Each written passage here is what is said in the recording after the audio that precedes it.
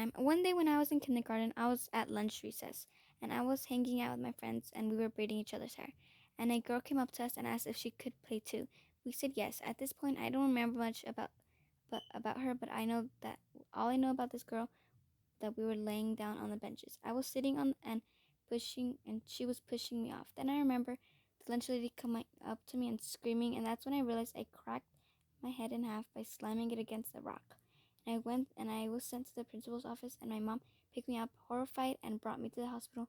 And I had to get stitches, and somehow through the whole thing of me almost dying, it didn't hurt me, surprisingly. These are not our stories, and if you want a story, comment down below. Please be appropriate. Story time on how I almost gave my grandmother a heart attack. When I was young, I've always wanted to meet an ice cream truck. I don't know why, but I always wanted to get ice cream from an ice cream truck. So one day I saw an ice cream truck. I opened the door and ran after it, yelling, "Ice cream truck, ice cream truck." Luckily, my grandmother looked outside and saw me running after the ice cream truck. She ran running like a crazy woman, yelling for me to come back. When she finally caught me, she was like, "Don't you ever do that again. You almost gave me a heart attack." And I looked at her like, "Huh?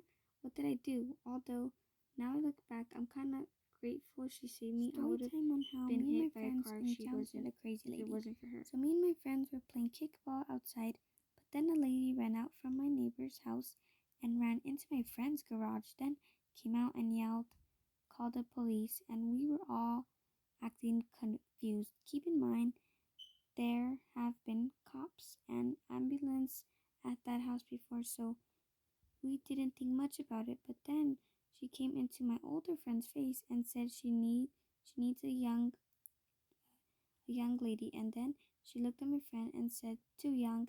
Then looked at me and then just walked away, and we just went back to playing. Story time of when I got her at the park. One day I went to the park with my dad. We stayed there until nighttime. I was on a spinning thing.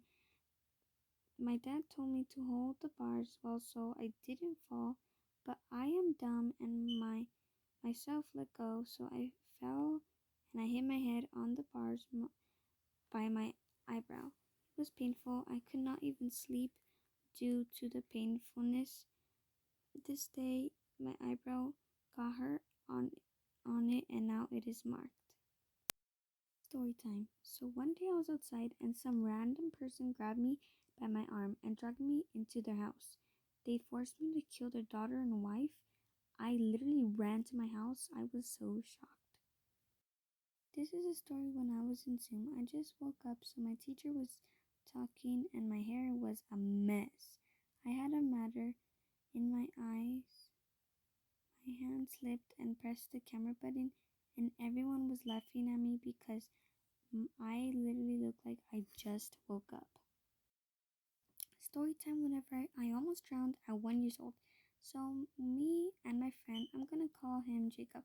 We were both one at the time. Jacob had a sister named Jalen, and Jalen had a friend named Alice. Jalen and Alice were both very young, like 4 or 5. When I got out of the water, my mom told me to wait there and not go into the water. I listened to my mom, but Jalen and Alice, of course, didn't understand this. They held my hand and carefully pulled me to the water. They suddenly let go of me. Since I was only 1, I didn't know how to swim. I slowly started sinking down to the bottom of the pool. My mom finally noticed I was gone and saw me under the pool. My mom literally jumped in the pool to save me. Because of her, I am alive till this day. Story time on how I drowned. So one day my whole family was at the pool. By the way, I was 4 and needed floaties, and my dumb self decided I wanted to jump in the pool without any floaties or anything. So of course I sunk in, but the weird thing is that I remember seeing myself drowning and I wasn't underwater that long that that long because my dad pulled me out right away. Anyway, I was fine and remembered waking up and drinking some milk. Remember guys, it's not our stories.